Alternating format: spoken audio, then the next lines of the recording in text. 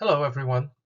My name is Roberto Viana, and I'm here to do a presentation about the book Pedagogy of the Oppressed from Paulo Freire. And with no further ado, let's start the presentation. We're going to start with the author's biography. Paulo Freire was born in 1921 and died in 1997. He was a famous educator and philosopher, and his main theory that he defended and advocated throughout his life it was known as critical pedagogy. Freire graduated from law school at the University of Recife in 1943, northeastern of Brazil. He also studied philosophy and specialized in phenomenology and the psychology of language due to his interest in learning human experiences. Freire graduated in law school but never practiced law. He decided to work as a secondary school teacher after graduating and stayed away until 1961 when he was appointed director of the Department of Cultural Extension at the University of Recife. But in 1964, like we all know, Brazil was established a military dictatorship. And because of his theories, assumptions, it was considered unfit for the purposes of the revolution of the military dictatorship. And he was imprisoned for 70 days, considered a traitor. And then he was sent to exile in Bolivia, where he stayed for the first 2 months. And then he moved to Chile, where he worked for 5 years as an educator, as a professor, and where he acquired international visibility through his theories. In 1969, he received an offer to work as a guest professor at Harvard, and a year later, he worked at the University of Cambridge in Massachusetts. After that, Freire moved to Geneva to work as a special education advisor for the World Council of Churches, and simultaneously worked for several former Portuguese colonies in Africa. After over a decade of exile, he finally moved back to Brazil in 1980, where he joined the Workers' Party and became active in politics. And when the party won the elections in 1988 in São Paulo, he was nominated the Secretary of Education. He remained pretty active in politics and education until he passed in 1997 of a heart failure.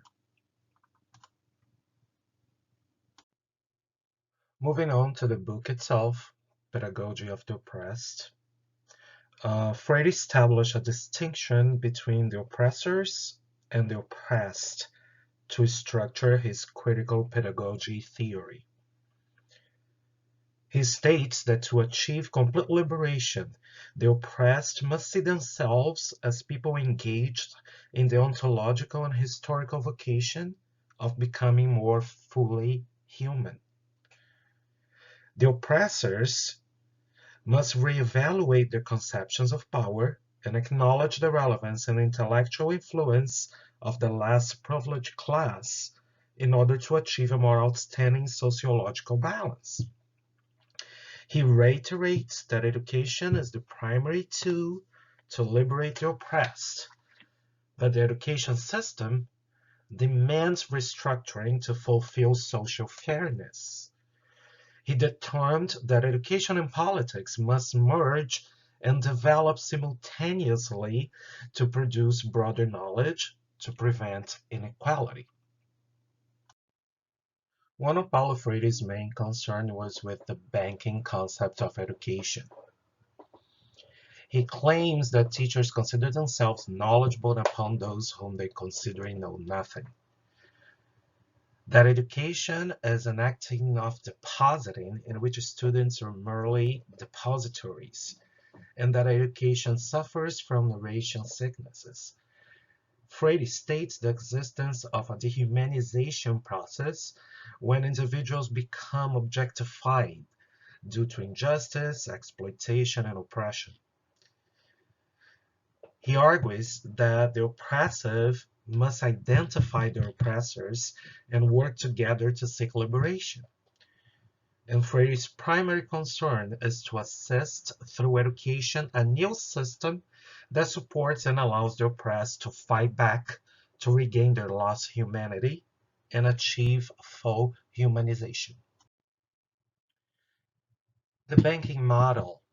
Here I have some of the main concerns that Paulo Freire had regarding the banking model of education.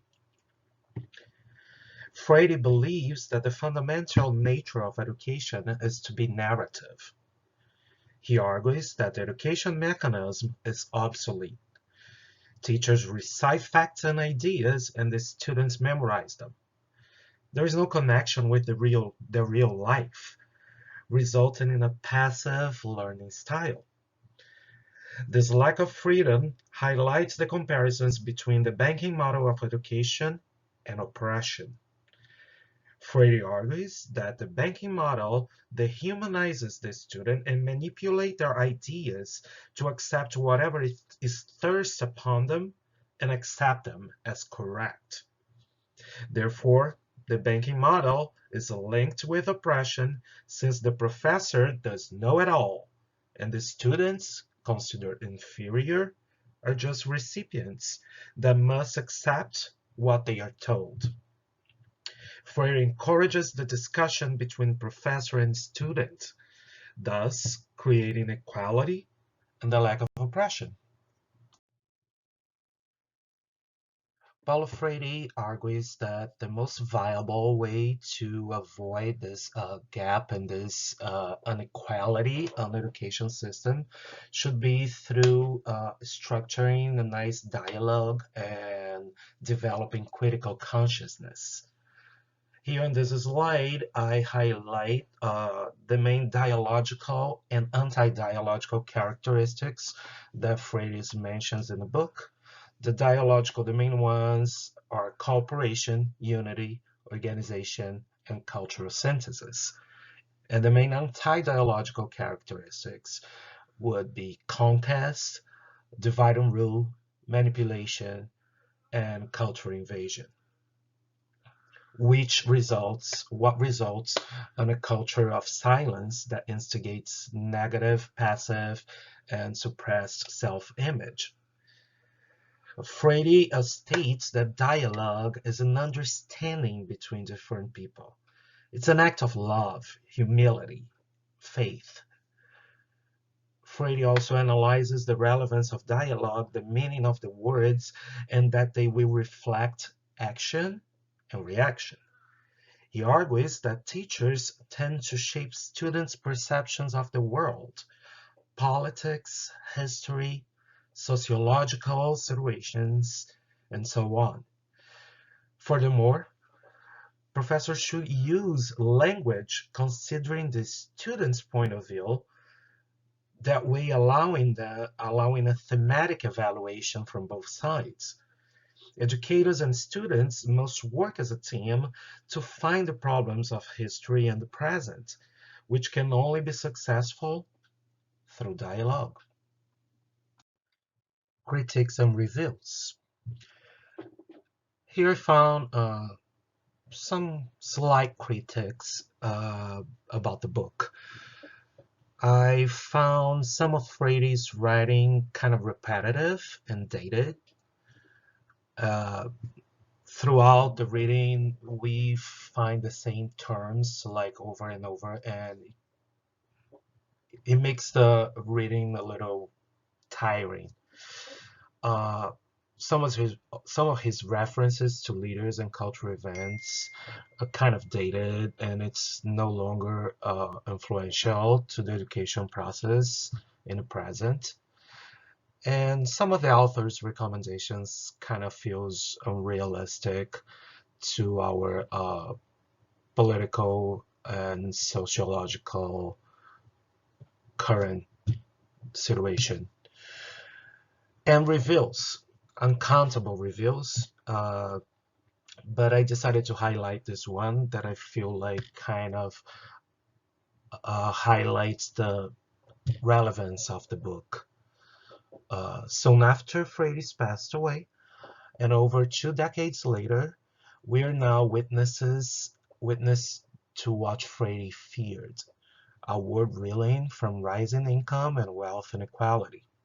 A crisis born from policies that protected the economic elite's interests and needs, and corporations becoming more and more powerful at the expense of workers, especially black and brown workers. It was a critique from Sudip Bhattacharya, and it's published on Rutgers University website. Freire's vision and commitment to social justice definitely keeps his book fresh and bold. This book remains relevant and sometimes premonitory, since some predictions are related to political and social accomplishments, especially considering the previous presidential elections in the US, talking about Donald Trump, and in Brazil, Jair Bolsonaro. Unfortunately, the power and influence of the global elite prevail and are left intact. And as a result, like we witnessed the rise of extreme right parties worldwide and the acts of public violence orchestrated by occult forces manipulating the population to support the power influences. Freire's demand for an equal education system remains an utopia. The social inequality between rich and poor, white and black, and men and women persists, and unfortunately results in a painful humanitarian crisis. And to finalize the presentation, here's a little bit of the book's history. It was written in Portuguese in 1968. Only 2 years later, it was translated to English and it became a bestseller. It is nowadays the third most cited book in the social sciences, and the book was inspiration for the Augusto Ball's A Theater of the Oppressed. And currently, the book sold more than 1 million copies worldwide, which just reiterates the relevance of this book and the author's theories. So, having said that, I'm wrapping it up. I would like to thank you for listening to my presentation, and I hope you enjoyed.